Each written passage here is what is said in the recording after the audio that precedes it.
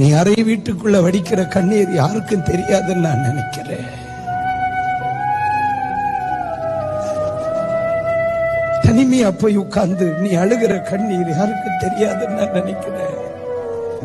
இன்னைக்கு காலையில விடிஞ்ச நேரத்திலிருந்து இதுவரைக்கும் நீ எத்தனை பெருமூச்சு விட்டுருப்ப, எத்தனை சுவாசம் வெளியே வந்துச்சு உள்ள போச்சுங்கிறத கணக்கு அங்கு கேள், அவர் சொல்லுவார்.